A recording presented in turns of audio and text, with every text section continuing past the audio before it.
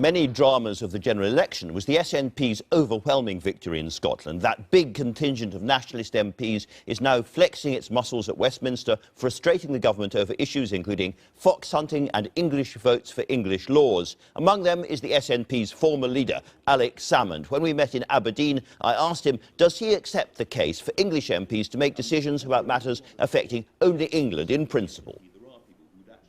In principle, yes. I mean, in principle, I'm in favour of an English Parliament, and I'm in favour of an independent England. I mean, a lot of folks say that the country would find it difficult to manage and would have trouble handling their own affairs, but I'm a great advocate of the ability of the people of England and their elected representatives to make decisions for themselves, but you must do it in such a way which is not unfair to other representatives. And certainly the way the government have cooked it up is bordering on the ridiculous, as they seem to be recognising, which is why, of course, they've had to postpone it to the autumn as they try to get back to the drawing board and draw up something more sensible. So what, in the Alex Salmond worldview, would a successful English votes for English laws proposal look like inside a UK Parliament, not an English Parliament? Well, if you were doing it, well, I was going to say if you were doing it properly, you would have an English Parliament, because you have to have some sort of symmetry between what's happening in Northern Ireland, what's happening in Wales, what's happening in Scotland, and what's happening in England. There are 4 nations in these islands, and if you were to take the Prime Minister at his word, and this was an equal partnership, then each of these nations would have equality with each other, and that would mean an English Parliament. So David Cameron is now trapped then. You know, he can't give you an English Parliament because that's independence. We'll give the people of England an English Parliament. I'm advocating an English Parliament, not for myself, but for the people of England. But he's a unionist, and it appears that for a unionist there is not an acceptable English votes for English laws compromise in your view. Well, that's not true. I mean, an English Parliament is not independent. So you could have an English Parliament within a federation, yes, in a home rule situation. Well, home rule all round, as it was once called. I'm interested in whether there could have been some kind of armistice between a unionist government in London and the SNP around home rule all round, but that has been removed from the table by the English votes for English laws proposal. A wise government would have not have provoked the situation of Scotland. They would have come to terms with it. Mind you, the history of the UK, of course, is littered with governments, you know, from Dublin to Delhi, who haven't conceded enough to restless nations. And is that what you think is going on now? Do you think, in the words of one of your MSP colleagues this week, that a second referendum is now inevitable? Oh, I think a second independence referendum is inevitable. The question, of course, is not the inevitability, it's the timing, and that is very much in the hands of Nicola Sturgeon. Is what you regard as mistreatment of the Scotland Bill and the evil question, is that a significantly substantial issue to provoke a second referendum? This is going to be the buzz of the SNP conference later this year, I'm sure. Well, the first is the sort of issue. I mean, I can see 3 issues which are moving things towards a second referendum on a timescale yet to be determined. One is the refusal to deliver the vow. The vow was about home rule, devil to the max, near federalism, to quote Gordon Brown. That has not been delivered, as yet at least, in the Scotland Bill, so that's an issue. The second issue is the one that's been cast up quite a lot, and that's the European issue. If you had a situation, a circumstance, where Scotland voted to stay in the European Union, the referendum, but was dragged out in the votes of the people of England, then that would be a material change in circumstance. And the third thing emerging, of course, comes out from the budget and the welfare bill, which is, you know, austerity. Instead of getting devo to the max, we're getting austerity to the max, and that divergent view of what's right in social terms between Scotland and England is another issue which is moving things towards another referendum. What the Conservatives would say is, nonetheless, under the new settlement, the Scottish Parliament is going to have control over 40% of taxation policy, 60% of spending, and therefore, if the SNP wants to blunt at least the edge of austerity in Scotland, you will very soon have the powers to do that. You can raise tax thresholds, you can raise tax rates in Scotland, and you can sort of, as it were, use that to subsidise welfare payments in Scotland. Okay, can I explain why that's not true? I mean, firstly, it's not true about the 40%. Why? Because that includes, for example, having half of VAT assigned to the Scottish Parliament. Now, having half of the proceeds species of a tax assigned to you, you can't control the tax base or the rates. It's not. But you can control income tax. No, but it's not financial control. Well, even an income tax, of course, it's only partial. It's the bands, but it's not, for example... It's quite a lot. You could raise the top rate. Yeah, but it's not, for example, it's tax on earnings as opposed to tax on dividends. The tax base is also still under the control of Westminster. So even an income tax, it's a partial control. You know, people in Scotland, you know, we're not daft. We've actually seen through George Osborne's clever wheeze of saying what we'll do is we'll chop £1 billion of social support in Scotland, hitting some of the poorest, most vulnerable people in the country. You know, hard-working, low-paid families, people with disabilities. We'll take £1 billion off them. We'll hand that over to the Scottish Parliament with no extra budget, and we'll say to you, make up that shortfall of £1 billion. You know, that is not financial control. That is allowing... You could show an earnest of your sort of social instincts by raising taxes to blunt a bit of that. I'm just coming to that. That is cutting people off at the knees and saying somebody else is going to take you to hospital. That is not... I mean, we've kind of seen through that. That is not an alternative to having real control. And there's a limit to what you can do out of other budgets, or even raising what little taxation control you have in terms of compensating for something worth £1 billion.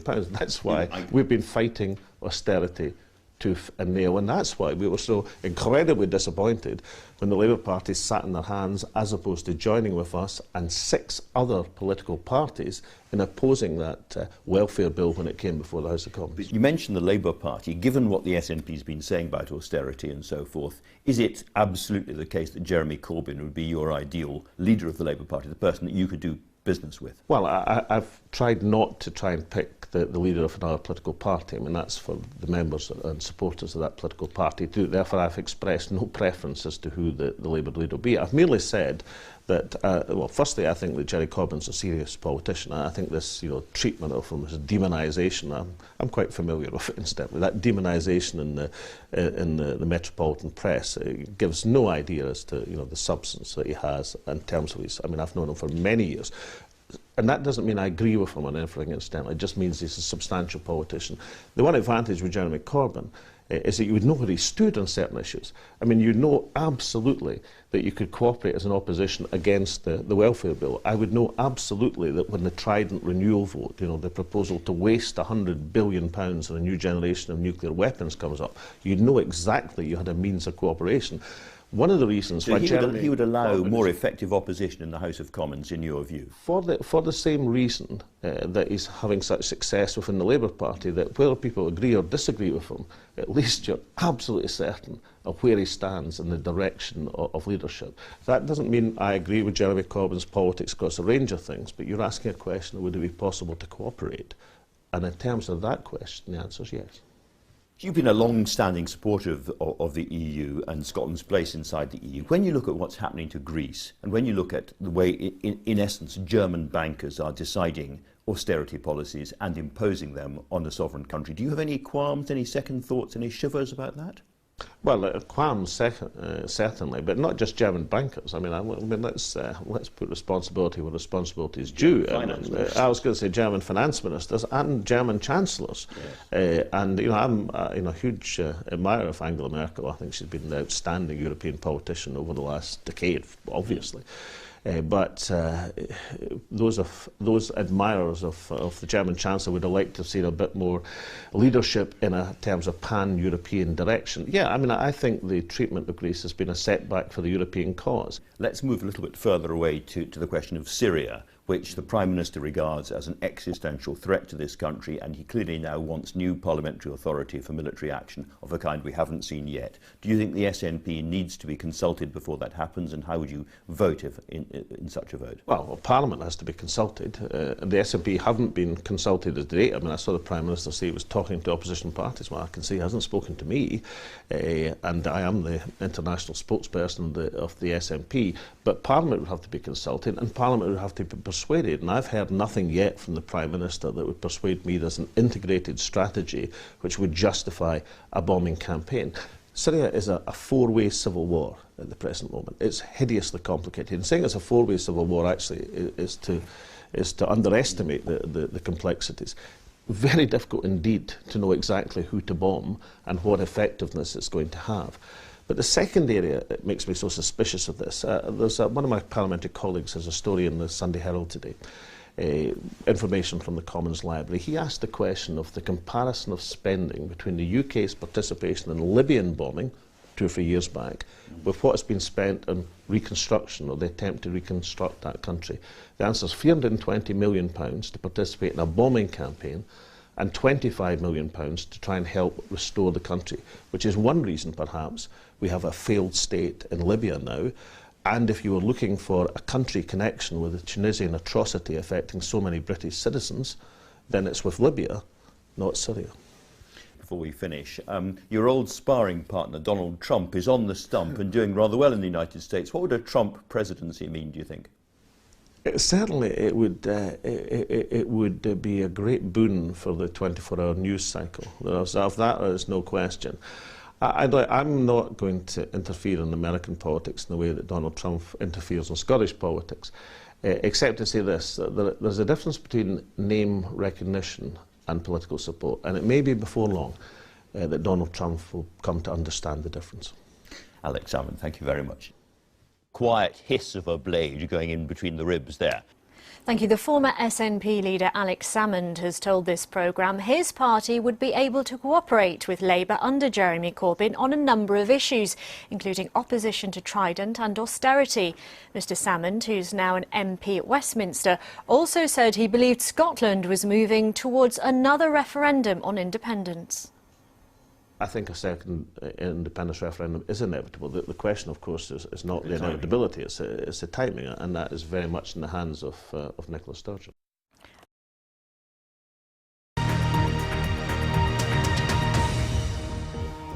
Hello, good afternoon. The former First Minister of Scotland, Alex Salmond, has said he thinks a second referendum on Scottish independence is inevitable. Mr Salmond, who is now a Westminster MP, said failure to deliver on the so-called vow about devolution were among the issues driving the move towards another referendum. But the timing, he said, was down to his successor, Nicola Sturgeon. Our political correspondent Matt Cole reports. Just days before last September's independence referendum, Scotland's then First Minister made it clear it was a vote unlikely to be repeated any time soon. This is a once-in-a-generation, perhaps even a once-in-a-lifetime opportunity for Scotland. But now, 10 months on, and speaking as an MP, Alex Salmond's view is different. Oh, I think a second independence referendum is inevitable. The question, of course, is not the inevitability, it's the timing. So what's changed? Mr Salmond claims that promised new powers for the Holyrood Parliament were not being delivered in full, and that welfare measures being introduced by the Conservatives were contrary to what Scotland, which returned 56 SNP MPs, had voted for in the general election. Instead of getting devo to the max, we're getting austerity to the max, and that divergent view of what's right in social terms between Scotland and England is another issue which is moving things towards another referendum. The whole issue has been exacerbated by the Conservative government's plans to introduce English votes for English laws in Westminster, a system whereby MPs from England's constituencies would get a veto on laws affecting only their country. The SNP says that will leave Scottish MPs as second-class members in Westminster. But despite Alex Salmond's intervention, it's this woman, Scotland's First Minister Nicola Sturgeon, who will decide whether a proposal for another referendum should be included in the Scottish National Party's manifesto for the 2016 Holyrood elections. She's previously deflected questions about that, but even if it becomes party policy and gets the support of Scotland's voters, getting a Westminster-based government to agree another vote might be very difficult indeed. Matt Cole, BBC News.